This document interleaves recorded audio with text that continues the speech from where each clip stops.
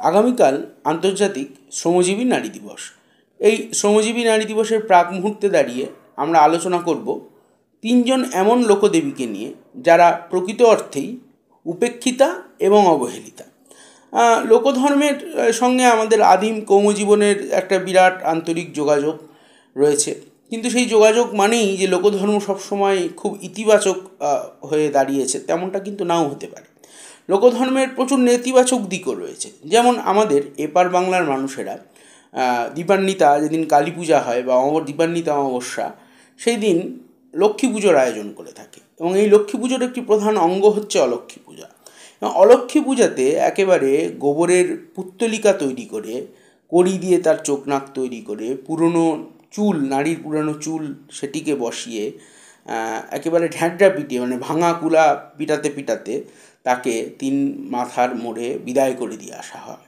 এভাবে একটি নারীর প্রতিমূর্তিকে বিদায় করা, সেটি যেমন একটু দৃষ্টিকটু বলে মনে হয়েছে আমার, তেমনই আবার আপনি যদি লক্ষ্য করেন যে হোলিকা দহন হয়, হোলিকা তিনিও তো একজন নারী, তো তাকে দহন করা হচ্ছে, সেটাও খুব যেন একটা ভীষণভাবেই যন্ত্রণার উদ্রেক করে। একজন নারীকে কার্যত দহন করা হচ্ছে এবং তার ছাই আকাশে উড়িয়ে হোলির বা দোলের প্রাক মুহূর্ত উদযাপন করা হচ্ছে।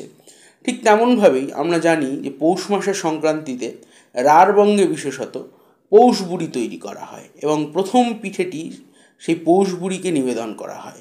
পৌষ বুড়ি তৈরি করা হয় প্রধানত ওই পুরনো হাঁড়ি, ভাঙা হাঁড়ি, গোবর ইত্যাদি দিয়ে, এবং পরের দিন সবচেয়ে নৃশংস ব্যাপার হচ্ছে এই পৌষ বুড়িকে পরের দিন দুপুরে বিশেষ এক ধরনের ছড়া আওড়াতে আওড়াতে একেবারে ভেঙে দেওয়া হয় তার মাথাটি, বা তাকে পিটিয়ে দেওয়া হয়।